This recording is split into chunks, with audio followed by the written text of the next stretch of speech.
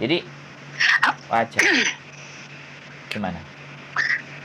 Ya aku sekarang nih bicara sama bapak tahu sekarang aku nih Mm-mm. kayak walaupun aku nggak ngelihat langsung sama bapak, kayak tuh ada yang menarik saya gitu. Badan saya sekarang apa yang saya rasain nih Pak? Badan saya tuh sekarang dingin kayak es Pak, tahu nggak?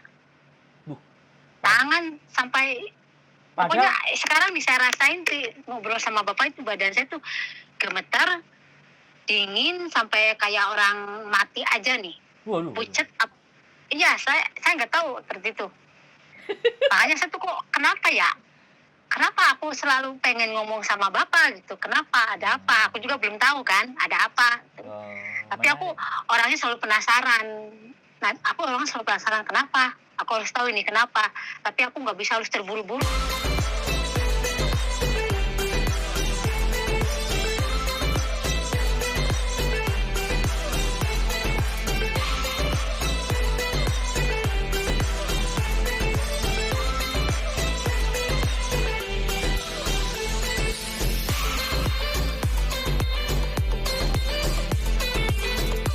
Suruh ngelihat, saya nggak tahu di penjaranya di mana, kan nggak tahu. Terus lagian saya kan walaupun di sini mau 4 tahun nggak pernah keluar, jarang, 1 bulan sekali saya ngambil liburnya. Oke ya, nanti jadi Samen itu di WA sama siapanya? Keluarganya. Iya, Tapi keluarganya berarti tahu ya kalau dia sedang ada di dalam penjara. tahu. Oke. Tahu terakhir katanya nggak tahu ada yang keluar atau nggak tahu ya. Ada titipan surat, nyampe lah ke Indonesia itu ada orang pulang atau gimana aku nggak tahu ya. Ya kaget juga sih. Cuman masalahnya kemarin kan teman aku juga ditangkap polisi. Cuman dia 1 minggu udah keluar. Tapi sekarang anaknya udah pulang Pak. Lala ini lah temen yang ini satu ini lo kasusnya apa? Udah mau 11 bulan kok nggak keluar-keluar, kan bingung. Samen kok temennya berkasus semua? Jangan-jangan Samen juga punya banyak kasus nih? Enggak lah, alhamdulillah Pak enggak. Aku punya temen itu Pak, gara-gara di PT aku nggak punya temen, jarang punya temen. Soalnya aku orangnya nggak sama kayak orang. Apa ya? Kalau Samen nggak sama kayak orang, berarti lebih bukan senang orang menyendiri Samen. gitu lah Pak. Oh, Aku orangnya. berarti nggak Jadi sama paling kayak kalau orang.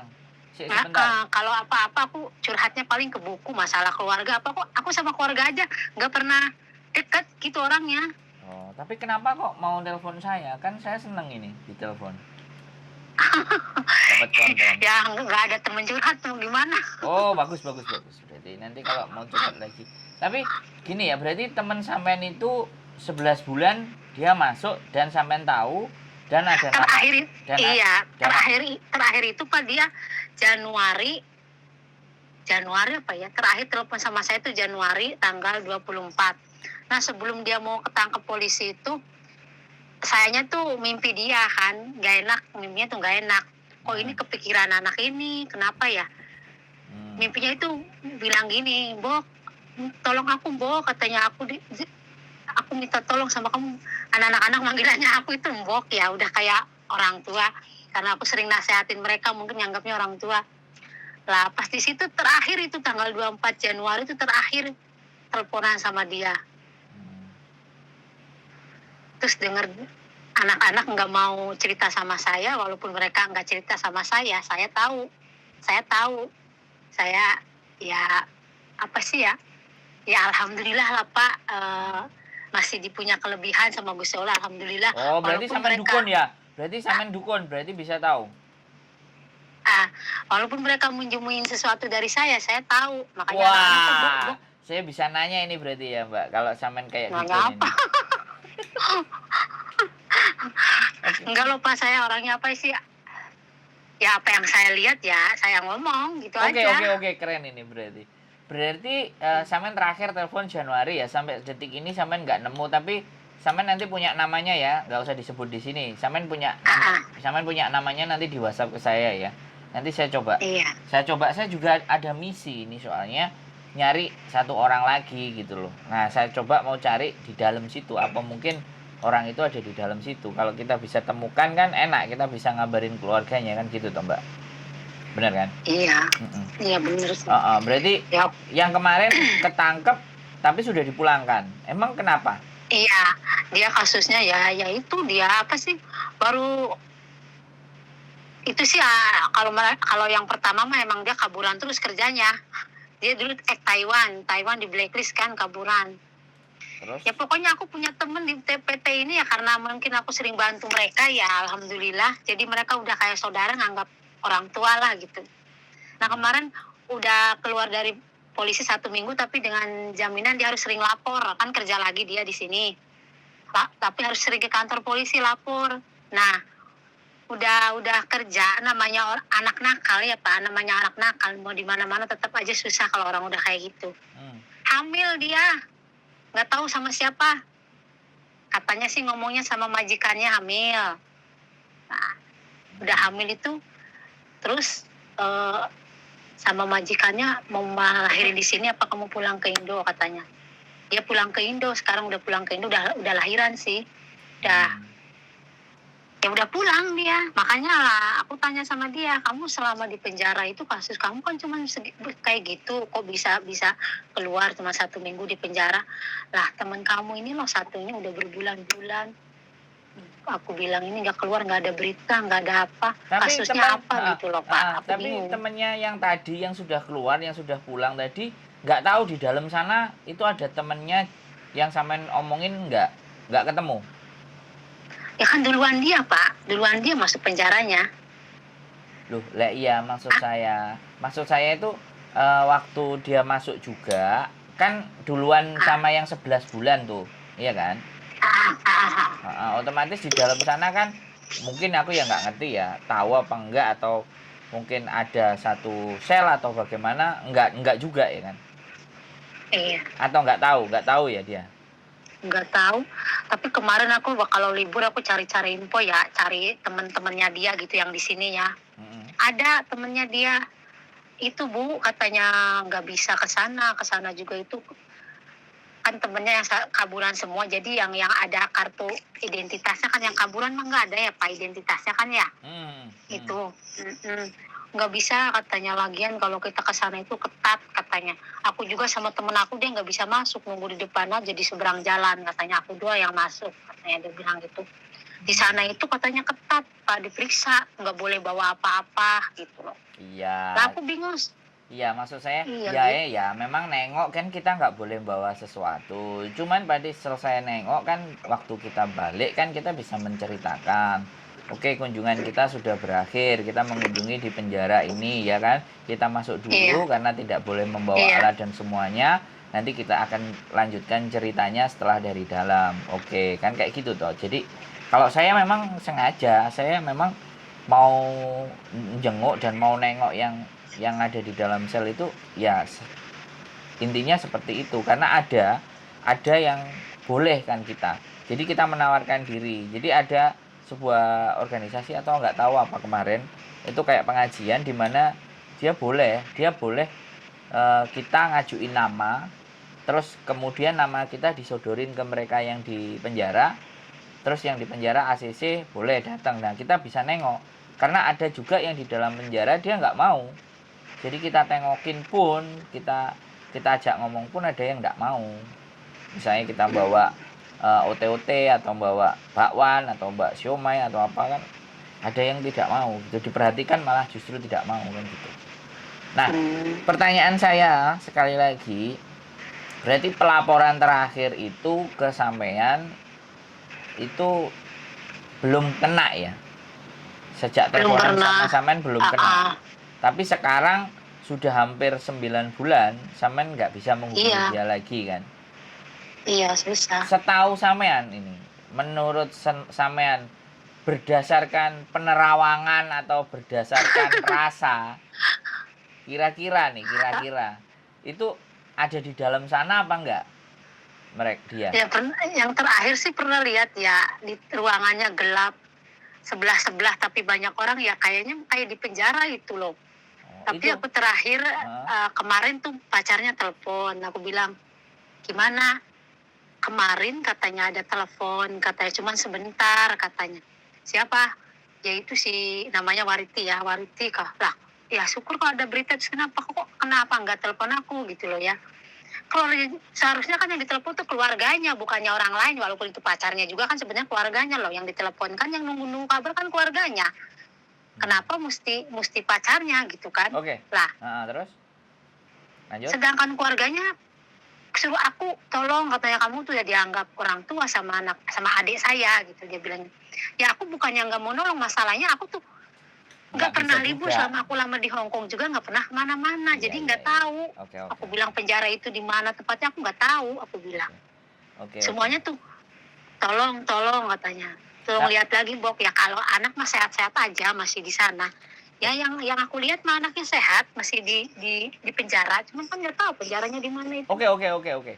Berarti sampean melihat dia di penjara itu penerawangan ya kan, feeling rasa sampean ya. Sekali lagi. Terus ada berita dari pacarnya si anak tersebut nelpon sampean. Nah, nanyain kabar. Terakhir dia nelpon pacarnya gitu ya.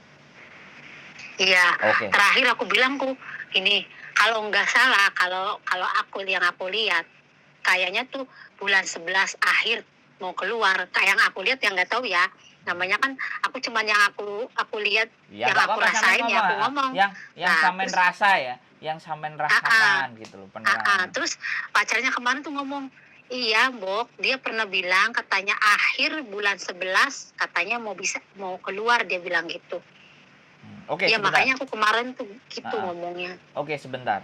Ini pacarnya ada di Indonesia apa di Hong Kong? Di Indonesia dia pacarnya. Oke, wes. Berarti fix ya. Berarti memang penerawangan sampean lihat itu ada di sana, dan feeling bulan 11 ini dapat info dari pacarnya karena dia bisa telepon pacarnya kan. Tapi kenapa yang jadi pertanyaan kok gak menghubungi keluarga gitu ya? Kok ya, makanya dari malah itu pacarnya yang dihubungi gitu. Padahal keluarganya nunggu-nunggu ini gitu ya. Iya. Tapi pada prinsipnya keluarga tahu kalau dia ada di penjara, tahu. Udah tahu pacarnya mungkin ngasih tahu ya. Oke. Udah tahu.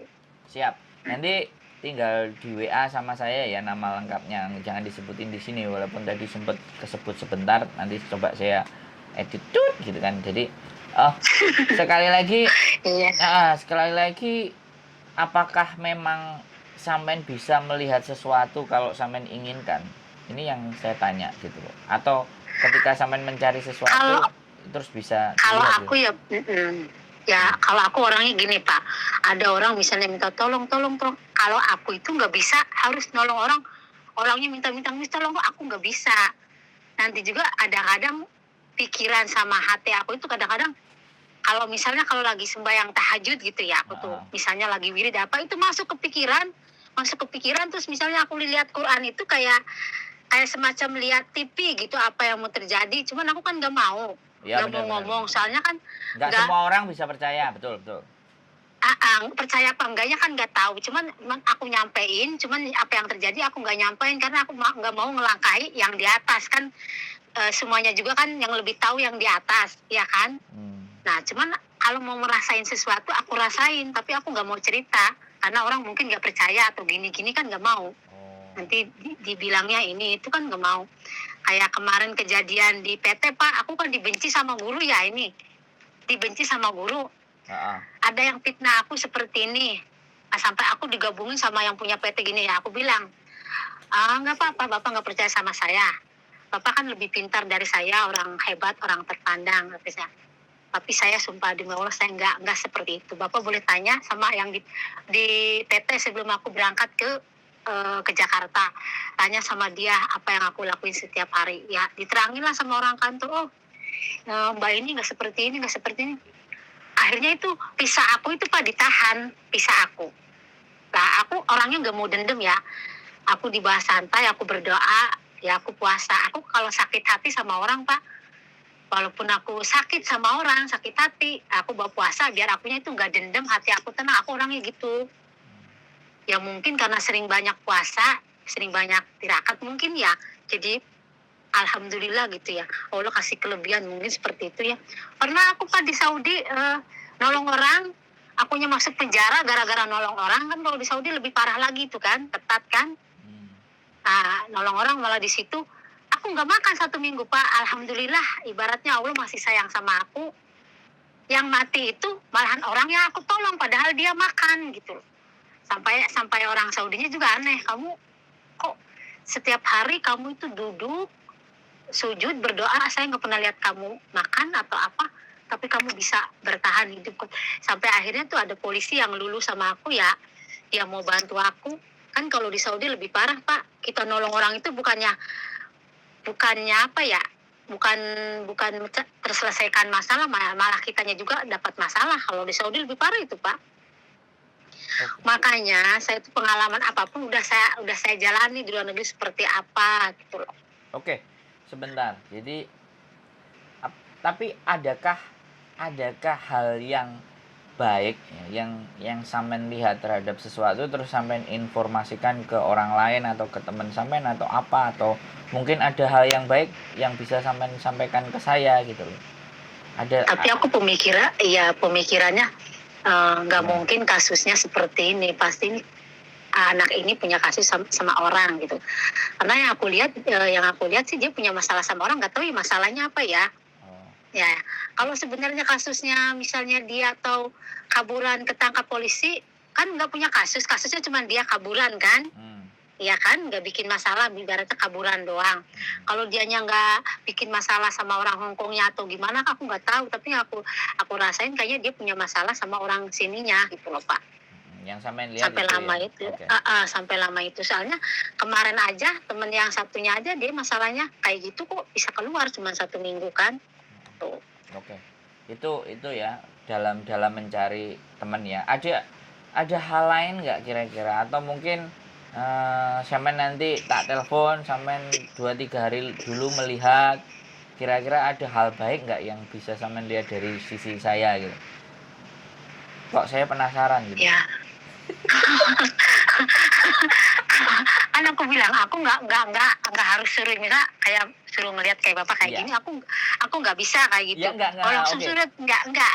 Ya, aku ngerti. Nanti suka datang sendiri masuk ke pemikiran aku Oke, gitu ngerti loh, Pak. ya. Aku ngerti. Karena sesuatu itu kan harus tersugesti dulu, baru kemungkinan gambaran akan muncul gitu loh. Jadi saya memang jadi nggak semerta-merta kita menginginkan tahu itu terus akhirnya kita cari-cari terus akhirnya tahu, kan nggak seperti itu kan masalahnya kan. Tapi terkadang ada sesuatu yang tiba-tiba sampai ngelihat, ya kan, kejadian yang akan datang, tapi ya tidak ada hubungannya dengan manusia, atau ada hubungannya manusia, atau ada hubungannya dengan teman sampean, atau tidak ada hubungannya teman sampean. Itu kan kadang-kadang sesuatu tiba dimunculkan kan. Nah, sekarang pertanyaannya saya gini, kenapa kok sampai nelpon saya? Nggak tahu ya, aku kenapa kepikiran ke bapak gitu loh. Kenapa? Aku juga nggak tahu. Yang harus saya tanya itu kenapa sampean menghubungi saya? Kemarin kan menghubungi karena teman sampean yang pingin proses, itu hal yang wajar. Tapi untuk hari ini, untuk case ini yang sampean bilang mau mencari anak tadi, kenapa kok sampean harus menghubungi saya? Ini kan nggak tahu kenapa ya, kok kepikiran aku ke bapak, dan aku yakin dan aku lihat dari cara, walaupun aku nggak pernah ketemu bapak ya, tapi dari cara bapak bicara itu ada sesuatu yang bikin aku menarik gitu ke bapak itu. Lah, apa mungkin ini orang aku gitu, aku nggak tahu. Makanya aku tuh susah nyari teman, Pak, kalau hati aku itu nggak masuk apa ya? Kalau nggak celek gitu nggak bisa ya. Tapi kenapa ini sampean kok telepon saya gitu ya kan? Jadi ada nilai, ada sesuatu yang sampean rasakan, makanya terus WA ya tadi. Ya, saya ngerasain bapak. Bapak juga punya sesuatu kan? Sebentar. Ini aku jadi bingung. Saya punya sesuatu, ya saya punya banyak, Mbak. Saya punya kemampuan, ya saya sekolah, ya saya belajar ngomong kok. Ya, ini sesuatunya yang sampean maksud sesuatu apa gitu loh. Menurut sampean, sesuatu itu apa gitu. Kayak sesuatu itu bapak yang nggak tahu, yang bikin menarik aku itu ada sesuatu dalam diri bapak itu loh. Nah, ini hal yang baik atau hal yang jelek? Otak saya itu jelek semua soalnya, Mbak. Walaupun setiap manusia emang itu nggak ada yang sempurna ya. Siap. Walaupun sekalipun orang penjahat itu di mata masyarakat mereka penjahat, tapi pemikiran aku nggak seperti itu. Mereka mungkin jadi seperti itu karena terpaksa. Iya, tapi ada Tapi nilai. tetap aja masyarakat kan menerimanya jelek kan, dia Heeh. pembunuh apa. Kadang-kadang aku mikirnya nggak sama orang, nggak kayak sama orang. Makanya orang-orang bilang aku itu orang aneh, aku nggak suka keramaian, aku sukanya di tempat yang kayak Sepi. seperti kebun, yang apa, di tempat-tempat alam yang hawanya itu loh Pak. Pokoknya Yang banyak yang tenang, nyatain aku yang orangnya aneh heeh. gitu aja. Orang melihat sampean itu aneh ibaratnya, makanya nggak punya teman. Tapi ada. Tapi ada lagi orang yang melihat saya, kamu pasti bisa. Lah apa kelebihan aku bisa? Aku bilang, kalau aku orang pinter, nggak mungkin aku kerja seperti ini, aku bilang. Oh enggak. Ya kita balik lagi. Ah, Kita balik lagi ke tema. Berarti ada sesuatu yang sampean rasakan yang menurut sampean benar sesuai ajaran ini sampean. Dilihat, saya kelihatan ada apanya. Kelihatan apa, bengisnya, jahatnya, atau kelihatan ruwet itu. Kan saya juga penasaran tuh, Mbak. Karena nggak satu orang yang ngomong kayak gitu, Tapi Mbak. kalau Gimana? Bapak itu emang orangnya cerewet ya banyak. Tapi kalau lagi diajak bercanda sama marah, tapi Bapak kalau udah hatinya kena itu bisa aja marah. Cuman dilihatnya itu kayak Bapak orangnya itu ya tenang ngadepi masalah gitu ya. Kayak orang itulah, tahu apa sih, susah ya aku tuh kalau ngomong tuh. Udah nggak apa-apa, dicari bahasa yang tepat. Orang yang bisa mengendalikan sesuatu, atau ada sosok yang sampean lihat, kan nggak ada masalah, karena orang melihat itu kan beda-beda, dan saya sangat menghargai itu gitu. Dan saya kalau Iya. hal yang gaib, saya tetap percaya. Hal yang gaib saya percaya gitu loh. Iya, emang sebagian percaya, sebagian nggak percaya. Nah, Emang ada kalau seperti saya itu. percaya, kalau saya percaya. Lu nggak, kalau saya yakin di sesuatu, karena ada alam, ada hal lain di setiap diri manusia. Tapi Gimana? iya, tapi memang kita itu Pak berdekatan sama dunia kan, dunia alam itu memang sebenarnya ada. Nah kalau aku pemikiran kenapa ya sekarang, kenapa sekarang sampai banyak yang viral seperti dukun ya, kayak setan ini, karena apa? Sebenarnya setan itu sebenarnya memang ada, nggak pernah ganggu manusia. Karena apa? Asal mulanya itu manusia sering ganggu kotanya orang ini gitu.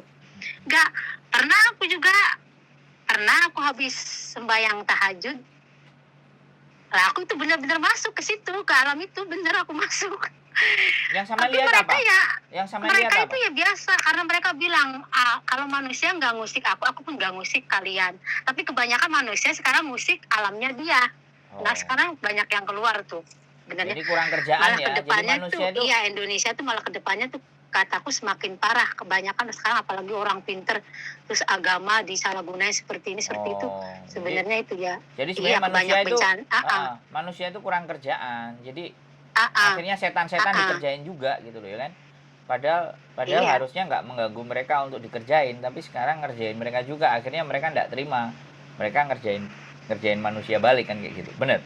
Menurut penglihatan sama seperti itu. Enggak, ini saya ngaku penasaran adalah satu lagi gitu loh ya. Jadi ini belum terpecahkan, aku nggak ngerti ya, nggak tahu nanti sampean lakukan riadoh lagi atau sampaikan ritual sampean ngadep. Kalau aku sih aku nggak ritual, cuman ya aku kalau lagi sembahyang tahajud gitu. Cuman aku beberapa hari ini lagi malas sembahyang tahajud. Iya, karena aku kan udah mulai musim dingin ini, malas bangunnya tengah malam. Ya makanya nanti saya harap ya sampean riadoh dulu untuk mencari tahu kira-kira ada hal yang baik yang bisa disampaikan ke saya nggak gitu tentang saya. Dan saya tertarik untuk bisa memahami orang-orang yang bisa melihat sesuatu yang tidak bisa dilihat orang lain.